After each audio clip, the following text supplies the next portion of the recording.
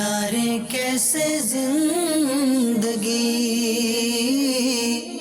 آؤ علماء سے پوچھ لیں، آئے جو مشکل پیش کوئی، آؤ علماء سے پوچھ لیں۔ الحمدللہ رب العالمین والصلاة والسلام علی سید المرسلین، اما بعد فاعوذ باللہ من الشیطان الرجیم، بسم اللہ الرحمن الرحیم۔ الصلاة والسلام علیک یا رسول اللہ وعلی آلک واصحابک یا حبیب اللہ، الصلاة والسلام علیک یا نبی اللہ وعلی آلک واصحابک یا نور اللہ۔ میٹھے میٹھے اسلامی بھائیوں اور مدنی چینل کے ناظرین، سلسلہ دارالفتہ اہل سنت میں ایک بار پھر آپ کو مرحبا کہتے ہیں۔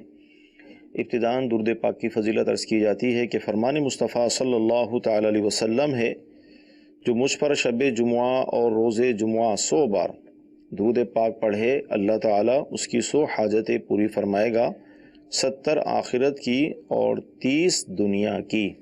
صلو علی الحبیب صلی اللہ تعالی علی محمد صلی اللہ علیہ وسلم۔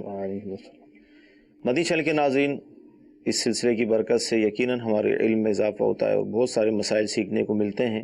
الحمدللہ ہمارے مفتی صاحب جو کہ زمزم نگر حیدرآباد میں تشریف فرما ہوتے ہیں، الحمدللہ آج ہمارے ساتھ موجود ہیں اور انشاءاللہ جوابات عطا فرمائیں گے۔ آئیے آپ کی کورس لیتے ہیں۔ بچی وہ ذہنی طور پہ ٹھیک نہ ہو، اس کو شادی کے بارے میں کچھ علم نہ ہو کہ نکاح ہو سکتا ہے؟ جی، آپ کیا ارشاد فرمائیں گے نکاح کے حوالے سے؟ الحمدللہ رب العالمین والصلاة والسلام علی سید المرسلین، اما بعد فاعوذ باللہ من الشیطان الرجیم، بسم اللہ الرحمن الرحیم۔ ایسی بچی کے جسے کچھ پتہ نہیں ہے، یا تو وہ مجنون ہے جس کو ہم پاگل کہتے ہیں، صحیح، یا پھر وہ معتوہ ہے، یعنی کم عقل ہے کہ اس کو چیزوں کا، باتوں کا، لوگوں کا شعور نہیں ہے، ٹھیک ہے۔ تو ایسی بچی کا بھی نکاح ہو سکتا ہے، لیکن اس میں شرط یہ ہے کہ اس کا نکاح ولی کرے۔ صحیح ہے۔ ولی سے مراد یہ ہے کہ اگر اس بچی کا والد زندہ ہے تو والد، وہ نہیں ہے تو دادا۔ صحیح۔ پھر اگر مثال کے طور پہ یہ والد نہیں ہے، دادا نہیں ہے، تو پھر اس کا بھائی وغیرہ جو ان کے ولی بن سکتے ہیں الگ ترتیب، تو ان میں سے کوئی اس کا نکاح کرے تو نکاح ہوگا۔ ٹھیک ہے۔ اس کے علاوہ اگر وہ جو بچی ہے جس کو جو ناسمجھ ہے، وہ خود سے اپنا نکاح کرنا چاہے گی تو اس کا نکاح منعقد نہیں ہوگا، کیونکہ اس کی عمر کتنی ہی کیوں نہ ہو جائے، چاہے وہ 40 سال کی ہو جائے، 30 سال کی یا 50 سال کی بھی ہو جائے، تو اس کا حکم نابالغ بچی کی طرح ہے۔ ٹھیک ہے۔ تو اس طرح نابالغ بچی اپنا نکاح خود نہیں کر سکتی، تو ایسے ہی یہ ناسمجھ بچی بھی اپنا نکاح خود نہیں کر سکتی۔ ٹھیک ہے جی، مزید کال۔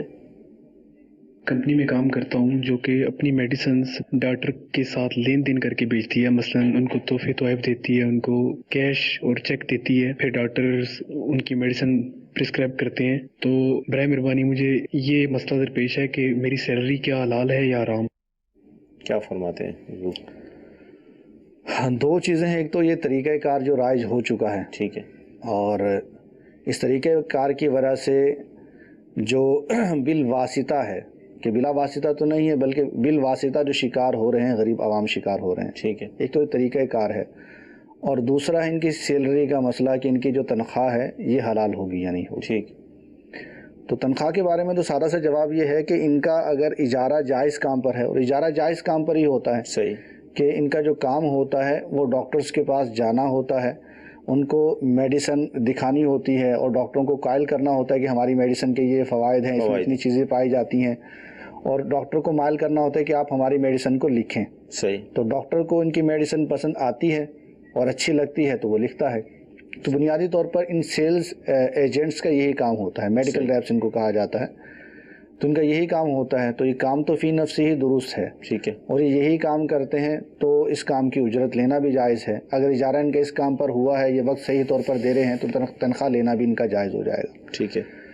لیکن یہ عمومی طور پر اس طرح ہوتا نہیں ہے، یہ کر کچھ اور رہے ہوتے ہیں۔ صحیح، کہ اصل جو ان کا کام تھا کہ یہ اپنے میڈیسن کے جا کے ڈاکٹر کو فوائد بتائیں کہ ہماری میڈیسن میں یہ بینیفٹس ہیں، اور دیگر میڈیسن میں جو خرابیاں پائی جاتی تھی، سائیڈ ایفیکٹس پائے جاتے تھے، ہماری میڈیسن میں وہ نہیں پائے جاتے۔ تو اب یہ ہوتا نہیں ہے، اب سیدھی ڈاکٹر سے ڈیلنگ ہوتی ہے کہ آپ نے ہماری میڈیسن لکھنی ہے، تو ڈاکٹر کہ ٹھیک ہے میں آپ کی میڈیسن لکھوں گا, مجھے کیا بینیفٹ ہوگا. صحیح. اب وہ ڈاکٹر کو بتا دیا جاتا ہے کہ ہم آپ کو بینیفٹ یہ دیں گے کہ ہم آپ کو اپنی ہماری جو آمدنی ہے اس کا ہم آپ کو 2% یا 5% ہم آپ کو دے دیں گے, یا ہم آپ کو اے سی دے دیں گے, یا ہم آپ کو سنگاپور کا ٹور کروا دیں گے, یا ہم آپ کو فلاں جگہ کا ٹور کروا دیں گے, یا ہم آپ کو مطلب ایک فیملی پیکج دے دیں گے چھٹیاں گزارنے کے لیے. تو یوں ایک بینیفٹس وغیرہ اس کو دیے جاتے ہیں. تو اس پر پھر ڈاکٹر کہتا ہے کہ ٹھیک ہے میں آپ کی جو میڈیسن ہے جو ہے 5 مہینے کے لیے, 6 مہینے کے لیے, یا 1 سال کے لیے آپ کی لکھوں گا. تو یہ معاہدہ ہو جاتا ہے.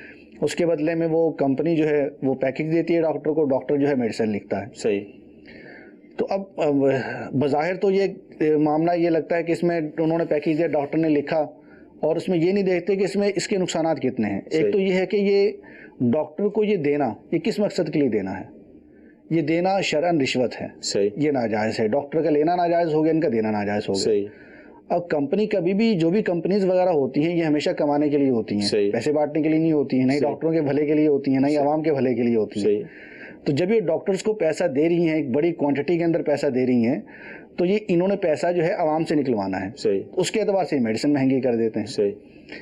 اور پھر جس طرح ہر ایک کمپنی کا ایک ٹارگٹ ہوتا ہے کہ ہم نے جو اپنی پروڈکٹ ہے یہ 1 سال میں اتنی بیچنی ہے, تو اسی طرح میڈیسن کمپنی کا بھی ٹارگٹ ہوتا ہے کہ ہم نے جو اپنی میڈیسن ہے یہ 1 سال کے اندر, 1 مہینے کے اندر اتنی نکالنی ہے, چاہے وہ مریضوں کو ضرورت ہو یا نہ ہو. اور ڈاکٹر کو بھی ٹارگٹ دے دیتے ہیں.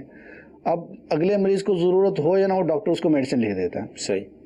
تو یوں اس غریب بندے کا ڈبل نقصان ہو جاتا ہے. ایک تو یہ کہ ڈاکٹر کی وجہ سے وہ میڈیسن جو اس کو سستی ملنی تھی مہنگی مل رہی ہے. صحیح. پھر دوسرا یہ کہ اس کو ضرورت نہیں تھی تو بھی اس کو مل رہی ہے. صحیح. اب عام آدمی یہ نہیں سمجھتا کہ مجھے اس میڈیسن کی ضرورت تھی یا نہیں تھی, وہ تو یہ دیکھے گا کہ ڈاکٹر نے لکھی ہے, لینا میری مجبوری ہے. تو یوں وہ مجبوراً لے رہا ہوتا ہے, غریب آدمی لٹ رہا ہوتا ہے. تو اللہ تبارک و تعالیٰ اس طرح کے کام کرنے والے لوگوں کے دلوں میں رحم پیدا کرے کہ وہ نہ تو ڈاکٹروں کو رشوت دیں, اور ڈاکٹروں کو بھی چاہیے کہ نہ وہ رشوت لیں, اور ڈاکٹر بھی خوف خدا کرتے ہوئے مریض کو وہی میڈیسن لکھ کر دیں جس کی مریض کو ضرورت ہے, اور جس کی ضرورت نہیں وہ میڈیسن نہ لکھ کے دیں. اس کے واقعات اتنے سارے ہیں کہ اگر سنانا شروع کر دیا جائے سلسلہ ختم ہو جائے. بہت سارے اس کے واقعات ہیں, اور یہ عوام کو بھی پتہ ہے. ایسی چیز نہیں کہ عوام کو بتایا جائے اگر پتہ چلے گا, عوام کو بھی پتہ ہے, ڈاکٹرز کو بھی پتہ ہے, کمپنیوں کو بھی پتہ ہے. تو اللہ تبارک و تعالی ہمارے حال پہ رحم فرمائے. آمین. اور یہ ہوا سارا مسابقت کی وجہ سے ہے. پہلے چند کمپنیاں ہوتی تھیں تو وہ اپنی میڈیسن کو بیچتی تھی, آگے مارکیٹ میں لے کے آتی تھی اپنی میڈیسن کے گراف کی وجہ سے کہ ہماری میڈیسن بہتر ہے, اور جو بہتر میڈیسن ہوتی تھی ڈاکٹر وہ لکھتا تھا. اب کمپنیاں بہت ساری آ گئی, تو اب ڈاکٹر کون سی میڈیسن لکھے؟ ڈاکٹر کہتا ہے کہ جو میڈیسن والے مجھے فائدہ دیں گے میں ان کی میڈیسن لکھوں گا. صحیح بات. اور وہ فائدہ رشوت ہو جاتا ہے. تو خیر یہ ان ڈاکٹرز کو اس طرح کے پیکیجز دینا یہ رشوت ہے, اور ڈاکٹر کا لینا بھی رشوت ہے. ڈاکٹر کے لیے لینا بھی ناجائز ہے, ان کے لیے دینا بھی ناجائز ہے. مدنی چینل کے ناظرین, مفتی صاحب نے بہت پیاری رہنمائی بھی فرمائی اور شرعی حکم بھی بیان کر دیا ہے کہ ڈاکٹرز کے لیے اس طرح کی رقم لینا, پیکیجز لینا, اور اسی طرح مختلف ملکوں کا وزٹ, اس کا پورا جو خرچہ ہوتا ہے وہ لینا, یہ سب رشوت میں آ جائے گا.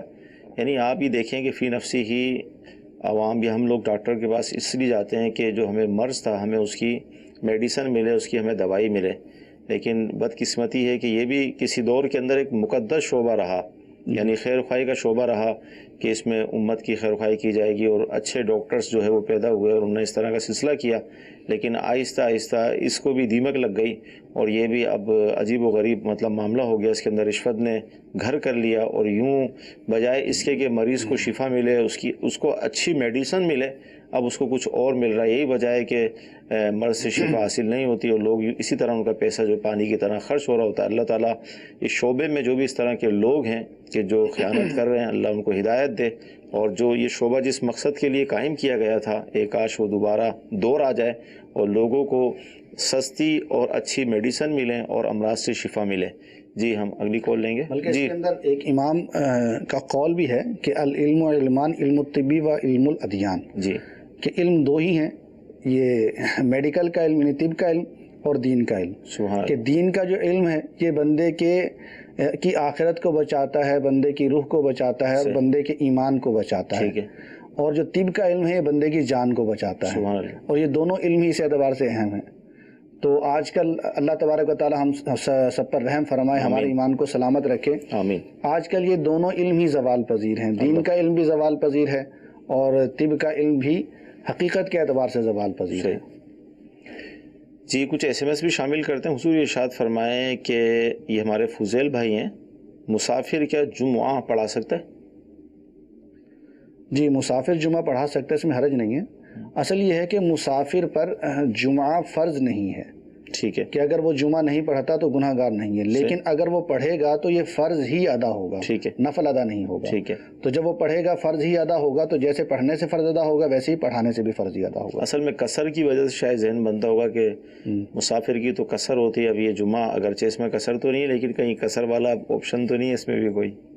ہاں جمعہ میں قصر والا خرید بدیہی سی بات ہے کہ آپشن نہیں ہے اس میں، کہ قصر جو ہے 4 رکعت والی نماز میں ہوتی ہے، 2 رکعتیں ہیں، تو مسافر کے لیے فقط یہ رخصت ہے کہ مسافر پر جمعہ کی نماز پڑھنا فرض نہیں ہے، ٹھیک ہے، لیکن اس کو میسر آتی ہے، وہ پڑھتا ہے تو یہ نماز اس کی فرض ہی ادا ہوگی۔ صحیح۔ اچھا دوسرا ایس ایم ایس یہ ہے کہ اگر کوئی ایسی قسم بندہ کھاتا ہے کہ جس کے اندر مدت کا ذکر نہیں ہے، تو اب اس حوالے سے کیا حکم ہوگا؟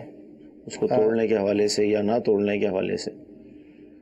اس کی اگر وضاحت ہو جاتی کہ وہ قسم کیا تھی تو پھر آسانی ہو جاتی، ورنہ تو سادہ سے اس کا جواب یہ ہے کہ جس قسم کی کوئی مدت نہیں ہے تو اس کی مدت جو ہے وہ وقت انتقال تک ہوتی ہے، ٹھیک ہے، کہ وہ قسم جو ہے ساری زندگی برقرار رہے گی، جب آدمی کا انتقال ہوگا تب وہ قسم ٹوٹ جائے گی۔ صحیح۔ تو ایسی صورت میں آدمی پر لازم ہوگا کہ وہ وصیت کر کے جائے کہ میرے مرنے سے فلاں قسم ٹوٹ جائے گی، اس کا کفارہ دے دیا جائے۔ اچھا یہ جیسے اب آپ نے فرمایا کہ اس پر یہ لازم ہوگا، ایک طریقے سے لازم ہی ہوگا کہ وصیت کرے، لیکن بھول جاتے ہیں کہ میں نے ماضی میں کوئی اس طرح کی، تو احتیاطاً بھی کوئی وصیتیں کر سکتے ہیں؟ احتیاطاً وصیتیں کر سکتے ہیں، لیکن احتیاطاً جو وصیتیں کی جاتی ہیں وہ ورثاء پر پورا کرنا لازم نہیں آتی۔ ٹھیک ہے، بعض وصیتیں وجوبی ہوتی ہیں، صحیح، جیسا مثال کے طور پر کسی کا جو فوت ہونے والا اس پر کسی کا حق تھا یا اس پر زکوٰۃ باقی تھی، ٹھیک، یا حج بدل اس پر کروانا لازم تھا، یا کوئی کفارہ وغیرہ اس پر لازم تھا، اور اس نے اتنا مال چھوڑا تھا کہ تہائی سے یہ چیزیں پوری کی جا سکتی ہیں، تو اب اس پر وصیت کرنا واجب ہے۔ صحیح، تو اس پر وصیت کرنا بھی واجب ہے اور اس کے ورثاء کا تہائی سے اس وصیت کو پورا کرنا بھی واجب ہے۔ ٹھیک، ایسی صورت میں اگر وہ نہیں کرے گا تو گناہ گار ہوگا۔ صحیح۔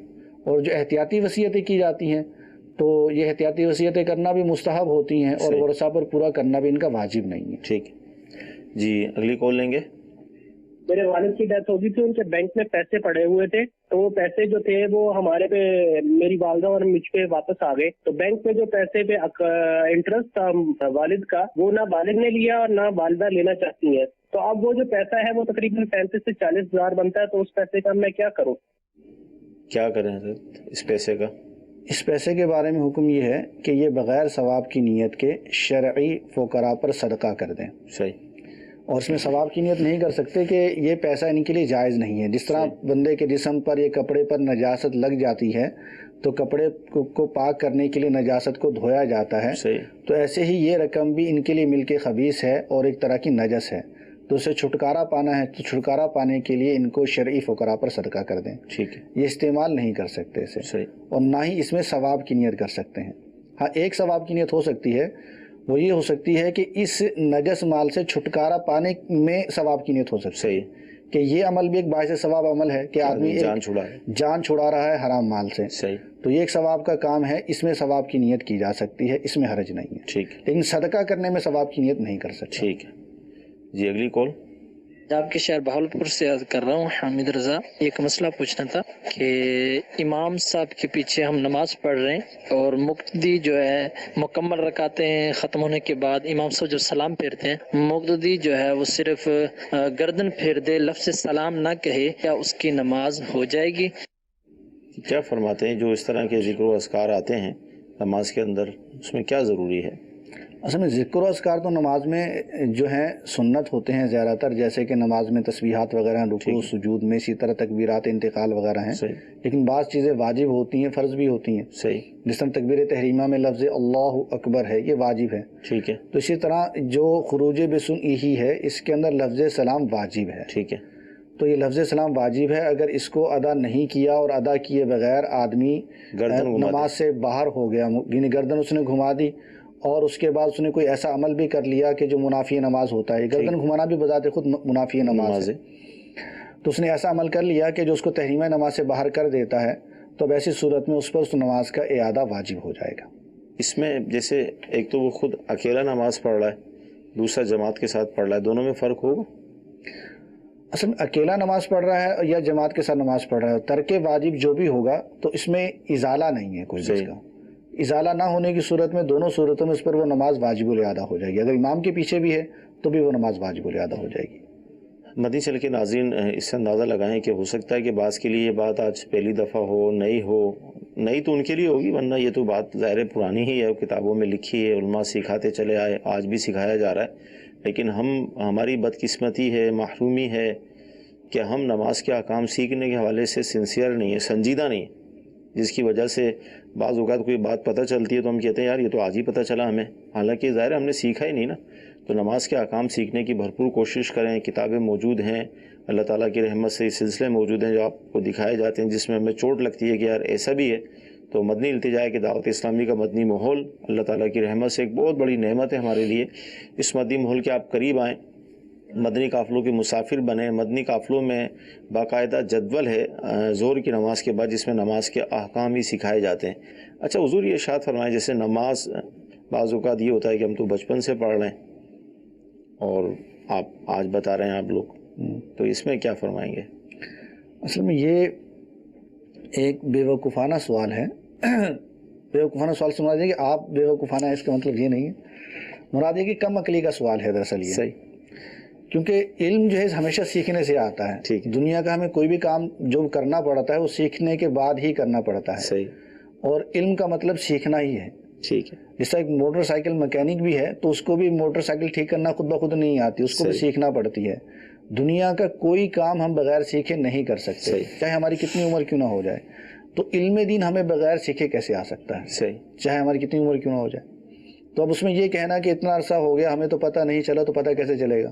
آپ نے سیکھنے سے چلے گا، حاصل ہی نہیں کیا، حاصل ہی نہیں کیا، تو سیکھیں گے تو پتہ چلے گا۔ صحیح، اور یہ بات تو بڑے بڑے علماء نہیں کہتے تھے کہ یہ بات ہمیں نہیں پتہ تو یہ کہاں سے آ گئی، صحیح، بلکہ اگر کوئی بات نہیں معلوم ہوتی تھی تو اس کے بارے میں بھی کہتے تھے لم اجد، میں نے اس بات کو نہیں پایا، اللہ، اور معلوم نہیں ہوتی تو یہ کہتے لا ادری، مجھے معلوم نہیں ہے۔ مراد کیا ہے کہ مجھے اپنی کوشش سے، مجھے اپنی درائے سے یہ چیز معلوم نہیں ہے، صحیح، یہ نہیں کہتے تھے کہ یہ چیز ہے ہی نہیں، ہے ہی نہیں، ایسا نہیں کہتے تھے کبھی کبھی۔ تو بڑے بڑے علماء جب یہ بات نہیں کرتے تھے تو ایک عام آدمی کی جس نے علم دین کو سیکھا ہی نہیں ہے صحیح، تو وہ کیسے دھڑلے سے بات کر سکتا ہے؟ صحیح، تو ڈرنا چاہیے اس طرح کے معاملات میں، کہیں کسی مسئلے کا اس طرح انکار کر کے ہم شریعت کا انکار نہ کر بیٹھیں، اللہ، اور بعض صورتوں میں یہ چیز کفر ہو جاتی ہے اوہ، اور ایمان بھی ضائع ہو جاتا اور ہمیں پتہ نہیں چلتا۔ تو مدنی چینل کے ناظرین یہ باتیں ہم بعض اوقات اس لیے بھی کرتے ہیں تاکہ مزید چوٹ لگے، تنبیہ ہو اور جھرجھری پیدا اور آدمی سیکھنے کی طرف سنجیدہ ہو جائے۔ تو الحمدللہ دروازے کھلے ہیں، آپ آ جائیں، انشاءاللہ راستہ بھی ملے گا، بہت کچھ ملے گا۔ اچھا ایسے میں جی ایک اور آج کل ایک ٹرینڈ چل گیا ہے، جگہ جگہ چل گیا ہے، اللہ یہ کہتا ہے، اللہ فرماتا ہے، جی ٹھیک ہے، یہ تو حدیث کے اندر ہے، رسول نے فرمایا ہے، حضرت محمد صلی اللہ علیہ وسلم نے فرمایا۔ اب وہ نہ تو وہ کوئی حدیث ہوتی نہ قرآن پاک کی آیت ہوتی ہے، ٹھیک، اب ہر اچھی بات قرآن پاک کی آیت ہو، اللہ تبارک و تعالیٰ کا فرمان ہو، یہ ضروری نہیں، ضروری نہیں، ہر اچھی بات حدیث ہو یہ ضروری نہیں ہے۔ صحیح، تو کسی ایسی چیز کو اللہ تبارک و تعالیٰ کی طرف منسوب کر دینا، حضور علیہ السلام کی طرف منسوب کر دینا، یہ سخت حرام ہے اور جہنم میں لے جانے کا سبب ہے۔ کہ حدیث پاک میں ہے کہ من قال فی القرآن برأیہ فلیتبوأ مقعدہ من النار، کہ جو قرآن میں اپنی رائے سے کہے وہ اپنا ٹھکانہ جہنم میں تلاش کریں۔ اسی حدیث کے بارے میں ہے، حضور علیہ السلام نے ارشاد فرمایا کہ من کذب علی متعمدا فلیتبوأ مقعدہ من النار، کہ جو جان بوجھ کر مجھ پر جھوٹ باندھے وہ اپنا ٹھکانہ جہنم میں تلاش کرے۔ اور ایسی بات کرنے والا وہ جان بوجھ کر ہی جھوٹ باندھ رہا ہوتا ہے، اس کو پتہ ہے کہ یہ حدیث نہیں ہے، لیکن یہ پتہ ہے کہ اچھی بات ہے، اچھی بات ہے تو حضور علیہ السلام کی طرف منسوب کر دی، حالانکہ وہ کوئی اچھا کام نہیں کر رہا بلکہ ایک حرام کام کر رہا ہے اور جہنم میں لے جانے والا کام کر رہا ہے۔ تو ہمیں ان چیزوں سے بچنا چاہیے اور احتراز کرنا چاہیے۔ اچھا ایس ایم ایس یہ ہے ضیاء کوٹ کہ یہ جو قرآن پڑھتی ہیں اسلامی بہنیں، قرآن یا ذکر و اذکار، یعنی یہ سوال یہ ہے کہ اس کو محفوظ رکھیں اپنے پاس تاکہ مرنے کے بعد ہمیں ملے، صحیح ہے یہ؟ یعنی اصال ثواب نہ کریں، اصال ثواب نہ کریں، جی جی ایسے ہاں یہ بھی ایک کانسیپٹ بنا ہوا ہے کہ یہ جو ہے قرآن پاک میں نے فلاں کے لیے پڑھا ہے، یہ میں نے اپنے لیے محفوظ کر لیا. صحیح. تو اللہ تبارک و تعالیٰ کے ہاں ایسی تقسیم نہیں ہے. صحیح. جو چیز آپ نے پڑھی ہے چاہے کسی کے لیے بھی پڑھی ہے وہ آپ کے لیے بدرجہ اولا محفوظ ہے. محفوظ. اور اللہ تبارک و تعالیٰ کے فضل میں تقسیم کاری نہیں ہے. سبحان اللہ. اس کی رحمت میں بھی تقسیم کاری نہیں ہے. اس کی رحمت بہت زیادہ ہے اور ہماری توقع سے کہیں زیادہ ہے. اگر ہم نے ایک قرآن پاک پڑھا ہے تو وہ قرآن پاک ہمارے پاس موجود ہے. اس کا ثواب اگر ہم نے کسی کو ایصال کیا ہے تو اللہ تبارک و تعالیٰ اسی کی مثل جو ثواب ہے جس کو ہم نے پہنچایا ہے اسے بھی عطا فرماتا ہے. ایسا نہیں کہ ہمارے پاس سے ختم ہو گیا. اور پھر یہ تو اللہ تبارک و تعالیٰ کی رحمت ہے، اس میں کمی نہیں ہوتی، بڑھتی ہے. تو اس میں ہمیں بھی تنگ دلی نہیں اختیار کرنی چاہیے بلکہ اس کو بڑھانا چاہیے. سبحان. بلکہ حدیث پاک کے اندر بھی ہے کہ ایک اعرابی جو ہے آپ صلی اللہ تعالیٰ علیہ وآلہ وسلم کی بارگاہ میں حاضر ہوا اور حاضر ہو کے کہنے لگا کہ اے اللہ تو مجھے اور محمد صلی اللہ تعالیٰ علیہ وآلہ وسلم کو بخش دے. تو دیہاتی تھا، تو دیہاتی ہونے کے اعتبار سے اس نے ایک دعا دی تھی. صحیح. نے اپنے لیے بھی دعا کی اور حضور علیہ السلام کے لیے بھی دعا کی. سبحان اللہ. تو آپ صلی اللہ تعالیٰ علیہ وآلہ وسلم نے فرمایا کہ اس نادان شخص نے اللہ تبارک و تعالیٰ کی رحمت کو تنگ کر دیا. اللہ. نہیں کہ ایک وسیع چیز کو تنگ کر دیا، نہیں قلیل کر دیا. حالانکہ اللہ تبارک و تعالیٰ کی رحمت بڑی وسیع ہے، بڑی وسیع. وہ سب لوگوں کی مغفرت کر سکتا ہے، سب تمام موجودین کی مغفرت کر سکتا ہے، پچھلوں کی مغفرت کر سکتا ہے، اگلوں کی مغفرت کر سکتا ہے. اس کی رحمت سب کو شامل ہے. اس نے اللہ تبارک و تعالیٰ کی وسیع رحمت کو انتہائی قلیل کر دیا کہ اپنے تک اور مجھ تک محدود کر دیا. اللہ. تو ایسا نہیں کرنا چاہیے تھا. تو یہ نادانی کی باتیں ہوتی ہیں. ماشاء. تو لہٰذا جو ہماری اسلامی بہنیں اس وقت سلسلے میں شریک ہیں یا مدنی چینل کی جو بھی ناظرین ہیں، تو جو بھی نیک عمل کریں وہ ایصال ثواب کر دیں، بلکہ روزانہ سونے سے پہلے ہی کر دیں. اور انشاءاللہ اس سے جس کو آپ ایصال ثواب کریں گے ان کو بھی فائدہ پہنچے گا، اور آپ کے نمائے مال میں یہ ایصال ثواب جو آپ کر رہے ہیں یہ بھی محفوظ رہے گا. ایسا نہیں ہے کہ وہ خالی ہو جائے گا اور کل قیامت کے دن آپ کے پاس کچھ بھی نہیں ہوگا، بلکہ اتنا ہوگا اس ایصال ثواب کی برکت سے کہ عقلیں حیران ہو جائیں گے. جی اگلی کال لیں گے. 3 دفعہ قل هو اللہ پڑھ سکتے ہیں اگر دعا نہ آئے تو؟ شاید یہ دعائے قنوت کے بارے میں ہوگا. اچھا. کہ دعائے قنوت اگر کسی کو نہیں آتی تو وہ 3 بار سورہ اخلاص پڑھ لے. صحیح. تو اصل یہ ہے کہ دعائے قنوت کا مطلب ہے اللہ تبارک و تعالیٰ کی بارگاہ میں خالصتاً دعا کرنا. تو اگر کسی کو مروجہ دعائے قنوت جو اللہم انا نستعین کا ہے، معروف ایک دعا ہے، ہمارے پڑھی جاتی ہے اور بہت پیاری دعا ہے، یاد ہونی چاہیے. اس کے بڑے پیارے الفاظ ہیں اور پیارے پیارے اس کے معانی ہیں. ان کے معانی کو مد نظر رکھتے ہوئے اگر اس دعا کو پڑھا جائے گا تو ہمارا دل بھی خوش ہوگا اور بڑی برکات ملیں گی. ہمیں خود پتہ چلے گا کہ ہم اللہ تبارک و تعالیٰ سے کیا مانگیں. تو یہ بڑی مبارک اور پیاری دعا ہے اور احادیث سے ثابت ہے. یہ یاد ہونی چاہیے، پڑھنی چاہیے. اگر یہ دعا نہیں بھی آتی تو بھی اس کے متبادل کوئی سی بھی دعائیں ماثورہ پڑھی جا سکتی ہے.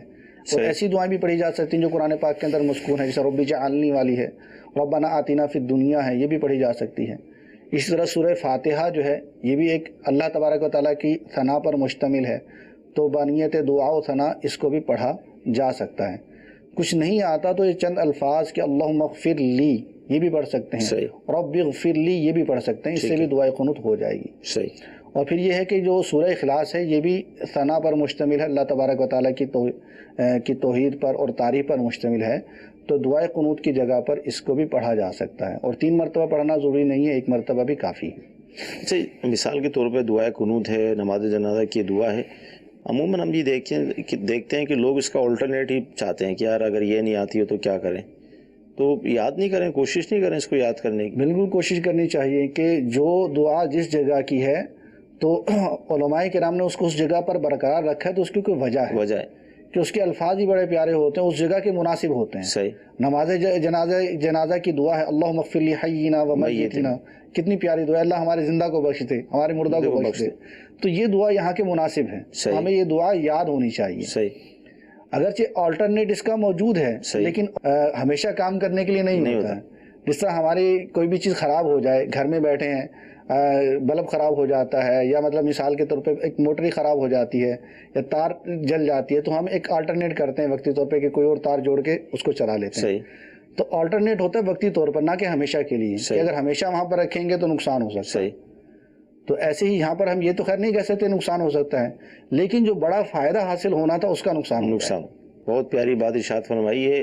کوئی ایک ٹیکنیکل بات جو کہتے ہیں نا عقل کے قریب وہ سمجھائی مفتی صاحب نے کہ آلٹرنیٹ جو بھی ہوتا ہے، اگرچہ ہم اس دعا کی بات نہیں کر رہے کہ جہاں ہم یہ آلٹرنیٹ استعمال کر رہے ہیں وہاں انشاءاللہ وہ آپ کا واجب بھی ادا ہو جائے گا جو واجب ہے، لیکن بات یہ دنیاوی طور پر کہ آلٹرنیٹ جو ہوتا ہے یہ وقتی استعمال کے لیے ہوتا ہے. لائٹ چلی گئی، اب کسی گھر میں یو پی ایس ہے تو وہ یو پی ایس چلے گا، ظاہر ہے 24 گھنٹے تو نہیں چلتا نا، وہ 1 گھنٹے کی لائٹ گئی اس کے لیے ہم نے آلٹرنیٹ رکھ لیا.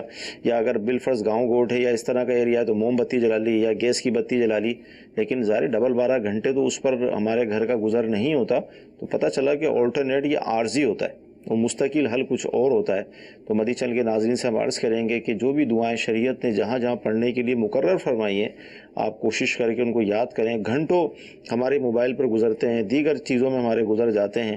ایک کاش یہ کتابیں موجود ہیں ہم ان کو لیں، روزانہ بھی ایک لفظ بھی یاد کریں تو 1 مہینے میں بھی یاد ہو جائے گی. حالانکہ 1 مہینہ لگے گا نہیں، لیکن سمجھانے کے لیے عرض کیا جا رہا ہے، لیکن ہم کوشش نہیں کرتے. تو آج کے سلسلے کی برکت سے نیت بھی کریں اور کوشش بھی شروع کر دیں. جی اگلی کال. دعائیں مانگتے ہیں، دعائیں قبول نہیں ہوتی، یہ کیا وجہ ہے؟ یہ حضور دعائیں قبول نہیں ہوتی، اب ہمیں کیسے پتہ چلے گا دعا قبول نہیں ہوئی؟ یہ بھی تو ایک سوال بنے گا. جی پہلی بات تو یہ ہے کہ اللہ تبارک و تعالیٰ کی رحمت سے کبھی بھی نا امیدی نہیں ہونی چاہیے. صحیح. جو بھی ہم دعا کریں اللہ تبارک و تعالیٰ کی رحمت سے یہی امید رکھنی چاہیے کہ وہ میری دعا اللہ تبارک و تعالیٰ کی بارگاہ میں قبول ہوگی، اور قبول ہوتی ہے. کہ مسلمان کی ہر دعا اللہ تبارک و تعالیٰ کی بارگاہ میں قبول ہوتی ہے، لیکن قبولیت کی صورت مختلف ہوتی ہے. تو وہ صورتیں مختلف ہونے کی وجہ سے ہم سمجھتے ہیں شاید دعا قبول نہیں ہو رہی. صحیح. تو دعا قبول ہو رہی ہوتی ہے، اور اس کی صورت یہ ہوتی ہے کہ ہمارے لیے وہ بطور اجر ذخیرہ کر دی جاتی ہے. آخرت میں ذخیرہ کرنے کی وجہ متعدد ہوتی ہے. بعض اوقات میں ایک ایسی چیز مانگ رہے ہوتے ہیں جو ہمارے لیے بذات خود نقصان دہ ہوتی ہے. صحیح. تو اللہ تبارک و تعالیٰ رحیم ہے، کریم ہے، تو اس کی رحمت اس بات کا تقاضا کرتی ہے کہ اس کو یہ چیز نہ دی جائے. صحیح. کیونکہ یہ اپنا نقصان کرے گا اور نقصان میں جا پڑے گا. جس طرح چھوٹا سا بچہ ہے وہ اپنے والد سے چھری مانگتا ہے. صحیح. تو اب کیا والد اپنے بچے پر شفقت کرنے والا نہیں ہے؟ کیا والد اپنے بچے سے محبت کرنے والا نہیں ہے؟ بالکل شفقت کرنے والا بھی ہے، محبت کرنے والا بھی ہے. شفقت و محبت کے باوجود وہ اپنے بچے کو چھری نہیں دیتا. کیوں نہیں دیتا؟ کہ چھری سے بچہ اپنا نقصان کر لے گا. صحیح. تو ایسے ہی اللہ تبارک و تعالیٰ اپنے بندے سے محبت کرتا ہے اور اپنے بندے پر رحمت فرماتا ہے، لیکن بندہ جو چیز طلب کر رہا ہے وہ نہیں جانتا کہ یہ چیز میرے لیے نقصان دہ ہے. اس لیے اللہ تبارک و تعالیٰ اس کو وہ چیز عطا نہیں فرماتا. ٹھیک. اس کے لیے آخرت میں ذخیرہ کر دیتا ہے ثواب. سبحان اللہ. بعض اوقات یوں ہوتا ہے کہ وہ چیز اس کے لیے نقصان دہ نہیں ہوتی، لیکن آخرت کے لیے ضروری ہوتا ہے کہ اس کے لیے ثواب ذخیرہ کیا جائے. صحیح. تو اب اگر اس کے لیے ثواب ذخیرہ نہیں ہوگا تو اس میں آخرت میں اس کا جو گناہوں کا پلڑا ہے وہ بھاری ہو جائے گا. تو اللہ تبارک و تعالیٰ اس کی دعائیں دنیا میں پوری نہیں فرماتا، آخرت کے لیے ذخیرہ کر دیتا ہے تاکہ اس کی نیکیوں کا پلڑا آخرت میں بھاری ہو جائے. سبحان اللہ. اور ایسا آدمی کہ جس کی دنیا میں دعائیں قبول نہیں ہوئی ہوں گی، تو بروز قیامت جب اپنی ان دعاؤں کو نیکیوں کے پلڑے میں دیکھے گا تو وہ خواہش کرے گا کاش دنیا میں میری کوئی دعا پوری نہ ہوتی. سبحان اللہ. دنیا میں کوئی بھی میری دعا پوری نہ ہوتی، سب میری دعائیں یہاں پر آخرت کے لیے باقی رکھ دی جاتی. کیا بات. اور بعض اوقات اللہ تبارک و تعالیٰ دنیا میں بھی ان دعاؤں کو پورا کر دیتا ہے جن کا اثر ہمارے سامنے ظاہر ہو جاتا ہے، اور جن کو ہم نادانی میں کہہ لیں یا ظاہراً کہہ لیں کہ جن کو ہم ظاہراً ہی سمجھتے ہیں کہ ہماری دعا قبول ہو گئی، تو اصل دعا تو قبول یہ ہے کہ اللہ تبارک و تعالیٰ کی بارگاہ میں قبول ہو کے وہ نیکیوں میں چلے گی. اصل قبولیت تو یہ ہے.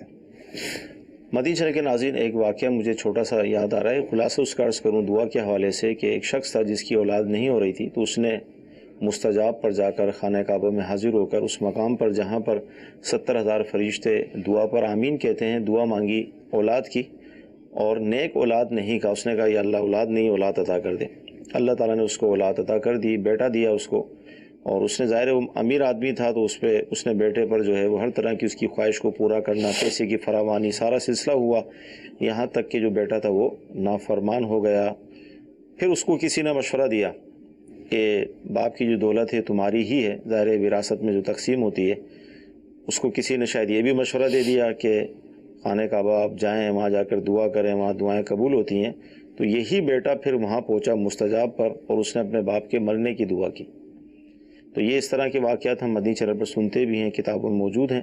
تو جب بھی دعا مانگیں، اچھی مانگیں، اولاد مانگیں تو نیک مانگیں، خالی ہم اولاد مانگتے ہیں، نیک نہیں مانتے. اولاد تو مل گئی، لیکن اگر اس طرح کی اولاد مل گئی تو پھر کیا ہوگا؟ کیا فرماتے ہیں مفتی صاحب؟ دعا مانگنے کے بھی تو آداب ہیں یا نہیں ہیں؟ بالکل دعا مانگنے کے آداب ہیں. اللہ تبارک و تعالیٰ سے جو بھی چیز مانگی جائے اس کی رحمت کے مطابق ہی طلب کی جائے اور بہتر طریقے سے طلب کی جائے. جس طرح بندہ یہ طلب کرے کہ یا اللہ تو مجھے ایمان پر موت نصیب فرما. صحیح. تو اب ایمان پر موت آنے کے بہت سارے طریقے ہیں کہ بندہ ڈوب کر بھی مر سکتا ہے، ایکسیڈنٹ ہو کے بھی مر سکتا ہے، آگ میں جل کے بھی مر سکتا ہے، اور ایمان پر بھی موت آ سکتی ہے. لیکن اگر وہ یہ طلب کرے کہ یا اللہ مجھے عافیت کے ساتھ ایمان پر موت نصیب فرما، تو پھر اللہ تبارک و تعالیٰ اس کو عافیت دینے پر بھی قادر ہے کہ اس کو عافیت والی موت دے دے. تو یہ جو بات ہے نا، ایمان و عافیت، اولاد پھر نیک اولاد، تو یہ بھی حقیقت یہ ہے مدنی چینل کے ناظرین، دعوت اسلامی اور امیر اہل سنت کی صحبت اور ان کا فیضان ہے، ورنہ یہ جملے بھی ہمیں نہیں آتے تھے. تو اتنا پیارا مدنی ماحول موجود ہے، اسے جوائن کیجئے، اجتماع میں آئیے، انشاءاللہ مزید برکتیں ملیں گی. جی اگلی کال. میرا یہ سوال ہے کہ جس کے سر پہ قرضہ ہو اس کا صدقہ لگتا ہے؟ یہ صدقہ لگنے سے کیا مراد ہے؟ دینا یا لینا؟ صدقہ دینا غالباً مراد. لگنے عوام میں یہی لیا جاتا ہے صدقہ لگنے سے کہ صدقہ وغیرہ دینا. صحیح. ایک تو ہے کہ بندے کے سر پر قرضہ ہے اور قرضہ ادا کرنے کی بجائے وہ اللہ تبارک و تعالیٰ کی راہ میں صدقہ کرتا ہے. صحیح. تو یہ تو درست نہیں ہے، کیونکہ اس پر واجب ہے کہ سب سے پہلے وہ قرضے کو ادا کرے، ٹھیک ہے، پھر اس کے بعد اللہ تبارک و تعالیٰ کی راہ میں صدقہ کرے. اور ایک طریقہ کار یہ ہوتا ہے کہ قرضہ اس پر بار نہیں ہے. جس طرح مثال کے طور پہ کاروباری لوگ ہوتے ہیں کہ ان کا ٹرن آؤٹ چل رہا ہوتا ہے، یہاں سے قرضہ آتا ہے وہاں چلا جاتا ہے، وہاں سے آتا ہے یہاں چلا جاتا ہے، لاکھوں روپے ان کے پاس ہوتا ہے جس سے وہ صدقہ بھی کرتے ہیں، حج بھی کرتے ہیں، عمرہ بھی کرتے ہیں. قرض ان پہ بار نہیں ہے اور نہ ہی ان کا صدقہ کرنا قرض میں رکاوٹ بنتا ہے. صحیح. تو ایسی صورت میں اگر یہ صدقہ کرتے ہیں تو کوئی حرج نہیں ہے، اچھی بات ہے، صدقہ کرنا چاہیے. اچھا، ایس ایم ایس، 2 SMS ہیں میں جو عرض کروں گا. ایک SMS تو یہ ہے کہ جب منگنی ہو گئی تو منگنی کے بعد ان دونوں کا ملنا، گھومنا پھرنا، ایک اس حوالے سے ارشاد فرما دیں. دوسرا نکاح ہوا. اچھا، نکاح ہونے کے بعد بھی ہمارے عرف کے اندر اتنا اوپن نہیں ہوتا کہ ملاقاتیں ہوں، گھومنا پھرنا ہو، تو ان دونوں میں کیا فرق ہے؟ اس حوالے سے کیا ارشاد فرمائیں گے؟ پہلی والی صورت تو ناجائز ہے کہ منگنی ہونے کے بعد لڑکے لڑکی کا اکٹھے گھومنا پھرنا، آپس میں اس طرح بات چیت کرنا. کیونکہ بات چیت کرنے میں ایسا نہیں ہے کہ وہ شرعی معاملات کا، شرعی قیودات کا لحاظ رکھیں گے، تو وہ عشقیہ فسقیہ ان کے درمیان گفتگو ہوگی کہ جو حرام و گناہ پر مبنی ہوگی. ٹھیک ہے. اسی طرح گھومنا پھرنا بھی ان کا جائز نہیں ہے، کیونکہ منگنی ہو جانے سے یہ دونوں ایک دوسرے کے لیے حلال نہیں ہو جاتے، حرام ہی رہتے ہیں، اور ان کے درمیان پردہ واجب ہی رہتا ہے. صحیح. دوسری صورت یہ ہے کہ لڑکا لڑکی کا نکاح تو ہو گیا لیکن رخصتی نہیں ہوئی ہے. تو نکاح ہو جانے کی وجہ سے وہ دونوں ایک دوسرے کے لیے حلال تو ہو جائیں گے، ٹھیک ہے، ان پر میاں بیوی کے احکامات بھی لاگو ہو جائیں گے. اب لڑکے کا لڑکے سے ملنا جائز ہوگا کہ اس کی بیوی ہے، بات چیت کرنا بھی جائز ہوگا، محبت بھری باتیں کرنا بھی اس کے لیے جائز ہوگا. لیکن ایسے کاموں سے بچنا چاہیے کہ جس کی وجہ سے لوگ جو ہیں انگلیاں اٹھائیں، ٹھیک ہے، اور لوگ تہمتیں کریں. کہ حدیث پاک میں بھی ہے اس کاموں سے بچو کہ جو کانوں کو بری لگے. ایک اور حدیث پاک میں کہ اتقوا مواد التہم، کہ تہمت کی جگہوں سے بچو. تو اگرچہ شرعاً تو اس کے لیے جائز ہے، لیکن ہو سکتا ہے کہ اس طرح معاملات دیکھ کے جن لوگوں کو نہیں پتا تو وہ تہمت لگائیں ان پر.